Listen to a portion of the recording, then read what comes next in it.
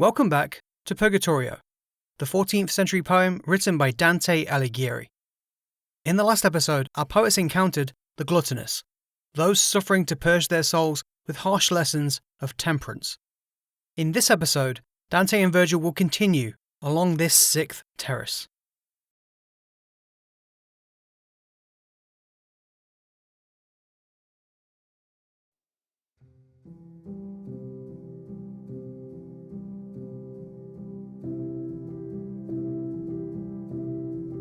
To Forese, Dante speaks of Statius. He mentions that Statius is the reason for which the mountain recently shook. Statius is also not flying up through the terraces as unencumbered as he probably should be, likely to savour his time with Virgil as much as possible. The clear, purveying theme of this terrace appears to be friendship. Our poet questions his friend. He asks the whereabouts of Forese's sister, Picarda, and if there's anyone else notable in the group of souls currently surrounding and staring at him. My sister, as good as she was beautiful, is now in triumph. She delights in her crown on high Olympus. The mention of Picarda is the third Donati sibling referenced in Dante's comedy. The first was his political enemy Corso, who was referenced in Inferno. The second is Forese, who exists here in Purgatory, and the third, Picarda, enjoys the delights of paradise. The scattering of these three characters amongst the levels of the afterlife exemplify previous lessons of free will. A trio of siblings from similar circumstances, but through their personal choices, are subject to varying degrees of divine justice. Forese answers Dante on his question of noteworthy souls that he can name. The Shade comments that all of them need to usually be named anyway, as their sunken, punished visage hides their true identities. He begins to list off a bunch of them from amongst the crowd, pointing to each as he does so. First off, Forese briefly mentions a man named Bonagiunta and points to him in the crowd. Bonagiunta was from Lucca. Then, Forese points out a man from Tours, and describes him as having the church in his arms. In life, this spirit was Pope Martin IV, previously named Simon of Tours, who reigned as shepherd of Rome in 1281. Supposedly, he drowned eels in a type of wine called vernaccia to improve their flavour, an action which is referenced on his epitaph. Ubaldino degli Ubaldini of Pila is pointed out next. This soul was the uncle to Ruggieri, who we learned in Inferno imprisoned a man named Ugolino in the Tower of Famine. When Dante crossed their paths in the Ninth Circle, Ruggieri can be seen being gnawed at by the man he locked away. His uncle, here in Purgatory, is described to be standing around, gnawing at nothing. Next is Boniface da Fieschi, the Archbishop of Ravenna. The sarcasm Dante uses here of this character, shepherding the many, refers to him putting on many great feasts of food for others, but never nourishing their spirit. Finally, there's Marchese de Rigogliosi, a marquis from Fioli with a taste for too much drinking. Despite his endless thirst in life, he seems even thirstier now in Purgatory.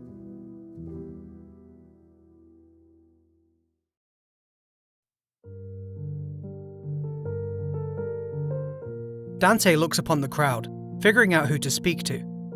None of them seem overly more interesting than the others. He decides to go with the first named spirit, Bonagiunta, as the man is apparently more eager to converse than the rest. Before Dante begins to talk to Bonagiunta, he hears the Shade murmur a word sounding like Gentucca. This word has been dividing experts literally for centuries. First off, Gentucca could be a reference to a woman named Gentucca, who lived in Lucca during Dante's exile. A woman who he may have become enamoured with, and a woman for whom Beatrice scolds him later on. Further research has narrowed this Gentucca, a common name for the women of Lucca, potentially to Gentucca Morla, wife of a Bernardo Morla. One of the earliest literary discussions on Purgatorio believed that Gentucca was actually a translation of the term low people, as in the political rivals that forced our poet out of Florence. Supporting this is the potential that the woman he was enamored with was actually named Pargoletta, not Gentucca. Just for this, we'll go forwards with the former conclusion, as if Gentucca is simply a kind woman of Lucca who was good to Dante, and Dante was good to in return. It's worth adding some context to Bonagiunta. Bonagiunta Orbiciani was a poet from Lucca who Dante references in his De Vulgari Eloquentia. In that work, Dante presented him as inadequate, with poetry more suitable to lowly ministerial council chambers than for stately courts. Bonagiunta, like Dante, wrote poetry in Tuscan, and the upcoming interaction between the two will mostly reflect on styles of Tuscan poetry. O soul, you who appear so anxious to talk with me, speak so that I can hear you. There is a woman born, but not yet past youth, who will give you reason to like my disliked city. If my prophecy has left you in doubt, the events themselves will make the matter clear enough.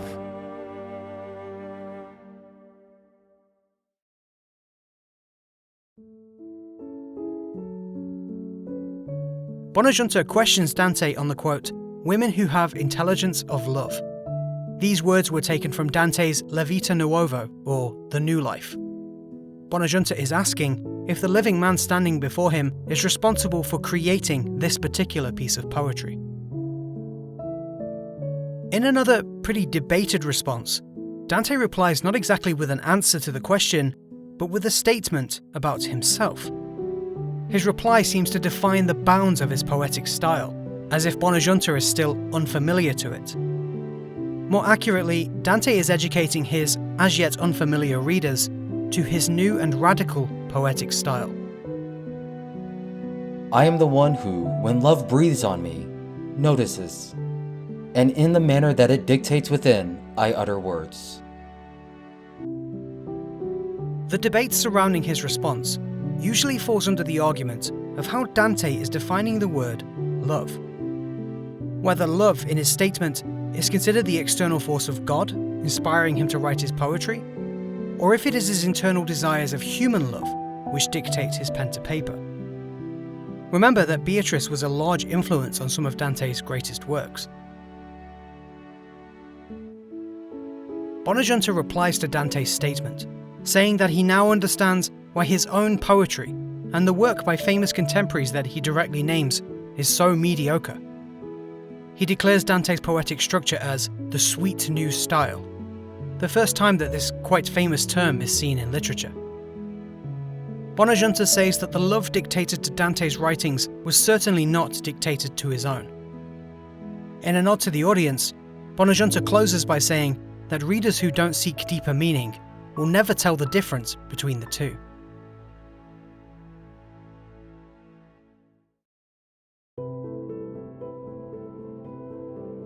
The penitents surrounding Dante start to march away, at a similar pace to which they first overtook our poets. They are driven by desire to purge their gluttony, and are quickened by their thinness. Dante compares them to a flock of cranes flying south along the River Nile. Forese, who has stayed behind, moves closer to our poet. When will it be that I shall see you again? I do not know how long I shall live, but my return will not be as soon as my well wishes for this shore, as Florence is turning into a sad, virtueless ruin. Forese finishes up his conversation with our poet with one final prophecy, that his brother, Corso, will be dragged to hell by a beast whose every step is more ferocious and rapid than the last. It's worth mentioning here that in his description of Corso, Forese describes his brother as the man whose guilt is most, an obvious reference to Corso's part in Dante's exile. Now stay behind, for time is precious here in this kingdom. I am losing too much coming with you, so far at your own pace. Forese leaves Dante in the care of his two mentors and moves on ahead to catch up with the other penitents. Our pilgrim notes that Forese's pace is much faster than the others, likening him to a knight that is eager to display his capability. Just as the image of his friend falls into the distance, Dante is once more interrupted. As before, he and his two companions encounter a tree. Beneath this tree, our poets can see multiple souls stretching out their arms into the air, trying to petition something. They shout incoherent nothings, but whoever they seem to be yelling at doesn't answer. The souls march off, apparently unfulfilled.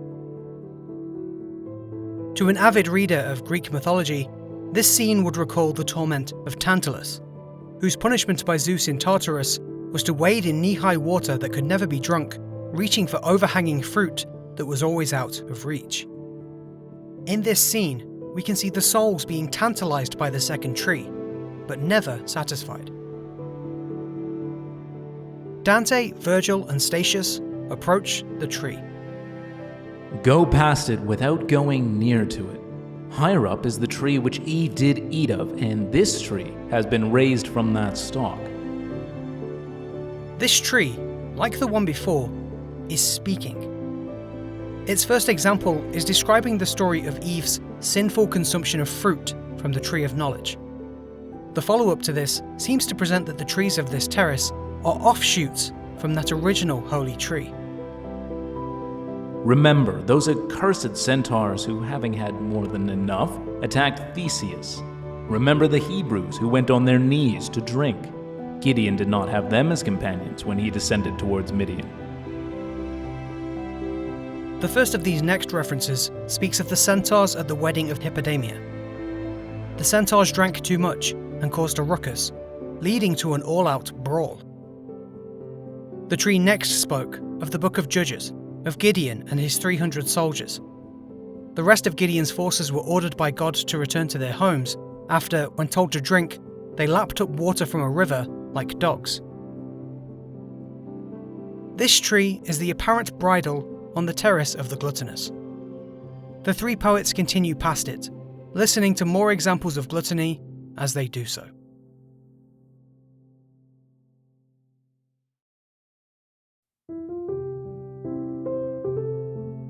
The poets march onwards, along an empty road.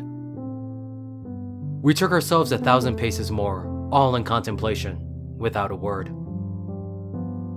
What are you thinking as you go, three solitaries?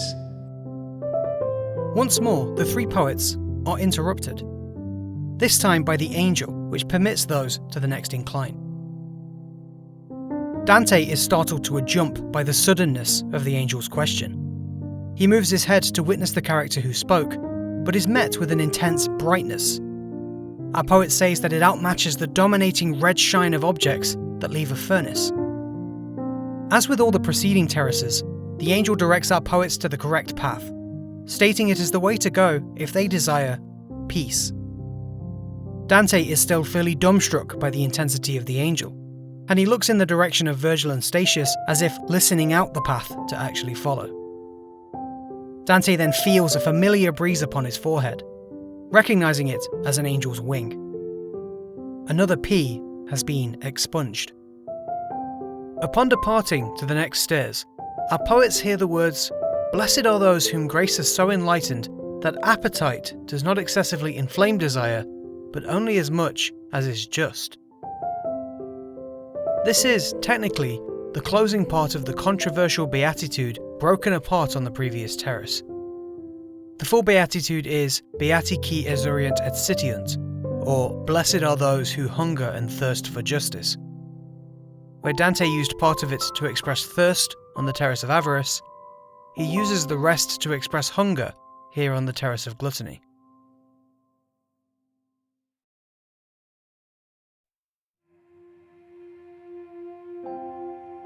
It was the hour when climbing could not be put off.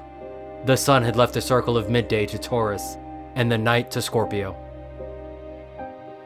It is 2 p.m. Our trio of poets are proceeding up the climb towards the 7th and final terrace.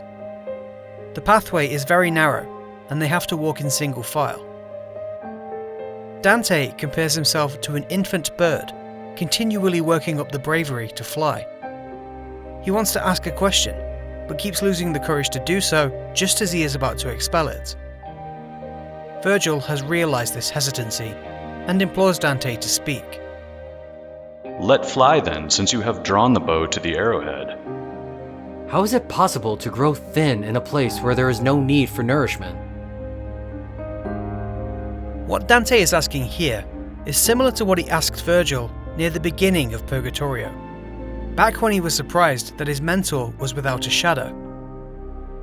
Essentially, the question boils down to, why are physical manifestations such as fire, pain, light, and hunger affecting spirits when they're without a physical body to experience these? Virgil dismissed this at the time, stating that to attempt to discover such things would perhaps be madness. He referenced other great inhabitants of limbo, such as Aristotle and Plato, being just as dumbfounded with these metaphysical questions as Dante is. Interestingly, against what he previously told and what we are about to see, Virgil is going to attempt to formulate an answer. The mentor replies to the question by first mentioning the tale of Meleager. Meleager was one of Jason's Argonauts, prophesied by the fates to be killed once a log within his family's hearth was set ablaze. His mother hid this log for many years, until eventually burning it herself in revenge to kill him. Virgil says that by understanding this story, by understanding that Meleager himself was consumed as the log was consumed, that Dante should understand how there could be leanness without nourishment. Virgil is essentially presenting that there is an indestructible relationship between body and soul. The mentor next speaks of mirrors, and how the reflection of one's self is always in harmony with the body reflected back. In this, Virgil is saying that the physical body only really reflects the conditions of the soul. But to put you at rest in your desire, here is Statius. I appeal to him and beg he will be the man who heals your wounds. Virgil, apparently struggling, is handing over the reins to answer this question to Statius.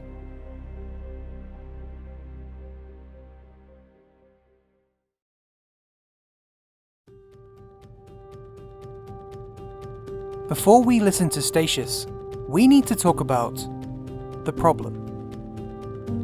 On death, a soul being split from its body is, to Christians, a very temporary thing. Catholic philosophers seeking to study and classify the nature of the soul have to resolve a very important issue in order to do so. How can we persist as a whole in heaven when the body and soul are separate from each other? To clarify, a human is fundamentally different in its whole existence only once, between the time of their death and the time of the final judgment. After this time of judgment, the body and soul are biblically reunited to the state they were before death. So how do we define the body and soul within Christian understanding so that they can be distinct entities for a short time? There are three main theories at play in this section of Purgatorio. They have different answers to this question, and Dante plays on them to varying degrees. Imagine a universe of pure thought where there is a perfect and unchanging accepted ideal of the form of a dog. Imagine that perfect form in the world we experience as the many shapes and sizes of our beloved pets. They may be similar to that ideal of the perfect dog, 4 legs, wagging tail, etc., but never precisely so. Plato asserted that the world around us isn't real. It is a shadow of a real and perfect, eternal world. The perfect world, accessed through our intellect or instinct instead of our senses, specifies the exact and unchanging form of objects. In the world we experience, the material world, forms manifest into physical objects that we can sense and see. These copies of pure form are inherently imperfect. Bonaventure, in the 13th century presented that the soul and body are distinct physical entities. The body and soul are defined by their own perfect forms and manifested as substances capable of existing independently of each other. This means that a soul and body work in partnership to create what we see as the self. The body longs for its soul, and the soul longs for its body, but both are perfectly capable of being separated and existing apart. In a Christian framework, this is a troublesome solution. Any heaven before the final judgment would, as a result of Bonaventure, be imperfect, as the soul spends at least some of its effort not enjoying the pleasures of paradise, and instead longing to be reunited with its body. Thomas Aquinas, also in the 13th century, argued that the body is actually an imperfect manifestation of the perfect soul. The soul lives in a substanceless state of pure and perfect form, and it uses the substances around it to fashion a body in the flawed presentation of itself. Aquinas says that a soul is created with three intact faculties: vegetative, sensitive, and intellectual. After the final judgment, it doesn't matter if this soul is latching onto ashes, it will manifest the body it requires based on its form, regardless of the substances it finds. The issue Aquinas creates is an inconsistency with Christian tradition, specifically the tradition of veneration and burial.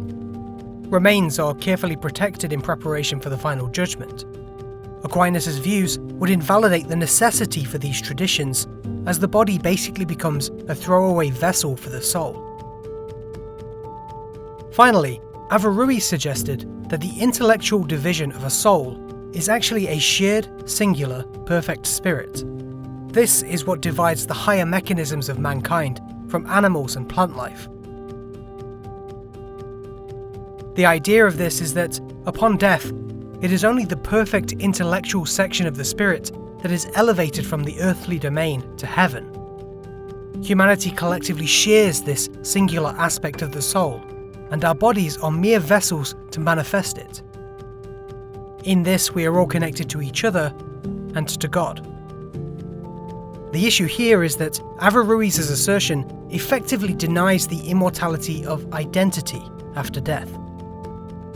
Just to call back to the Terrace of the same-looking Gluttons, we have seen Dante spending quite a bit of effort alluding to the importance of identity.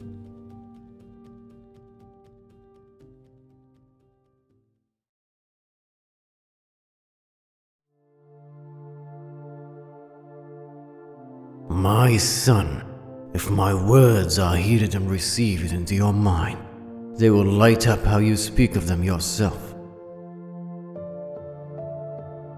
Statius begins the introduction into the creation of the soul scientifically.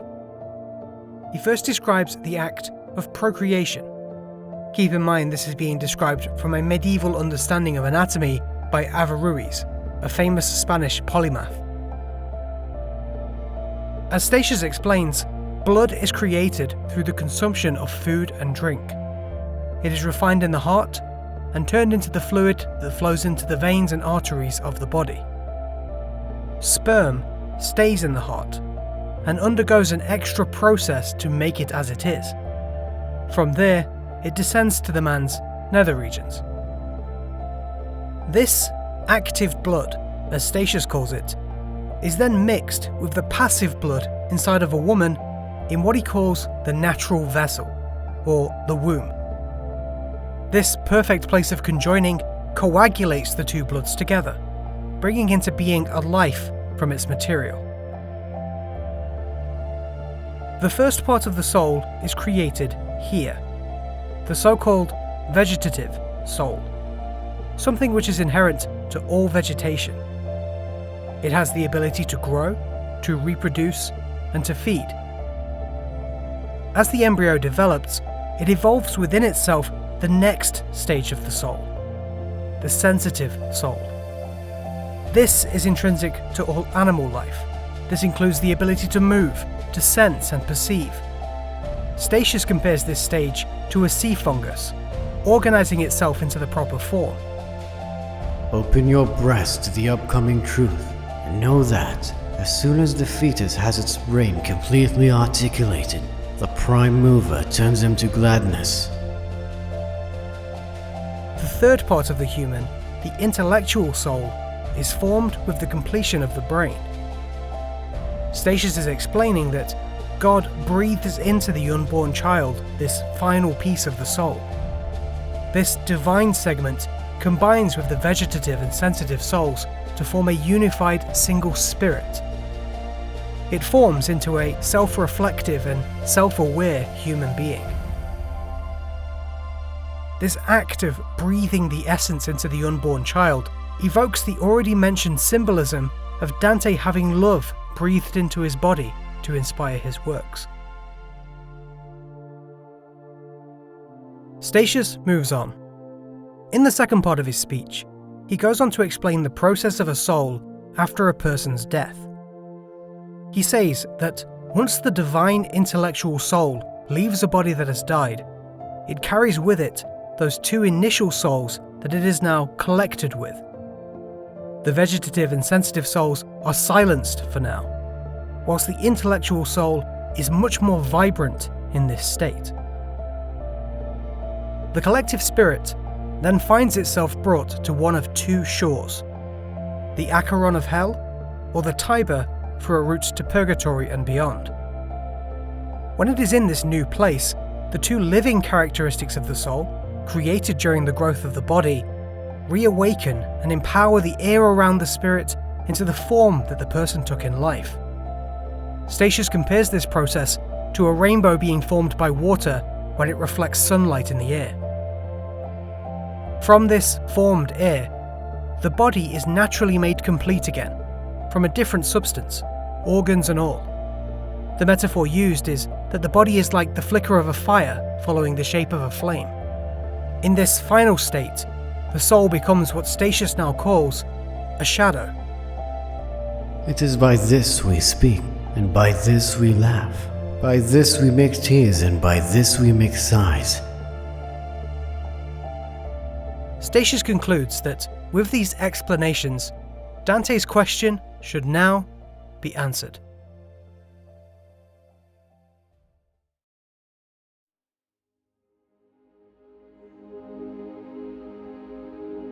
Dante has combined variations on the quite complex theories of these philosophical thinkers to create something cohesive for his narrative.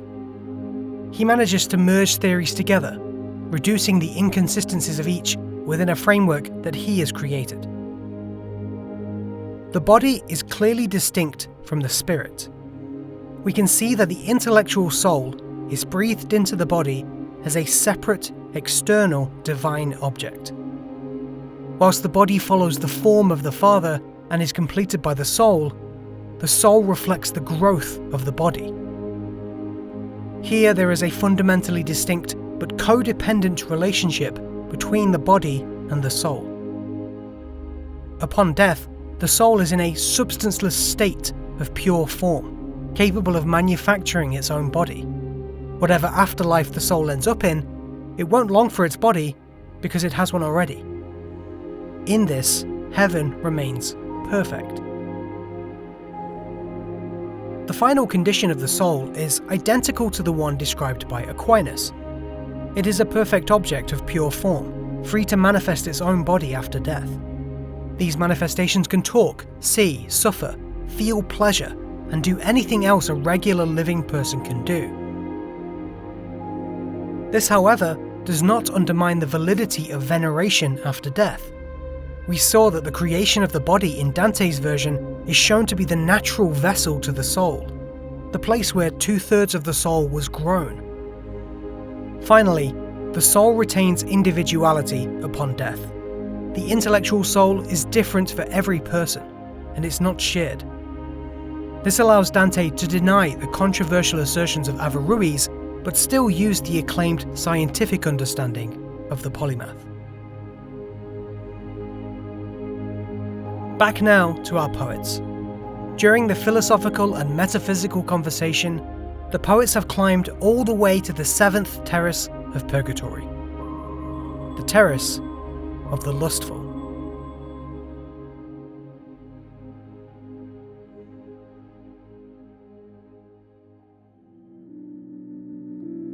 That's it, thanks for watching. We recently raised over $400 for sick and injured kids through Extra Life. A big shout out to those you see on screen here for helping to raise cash for a great cause. As always, I've been Circle Strafe, and I'll see you in the next episode. Toodles!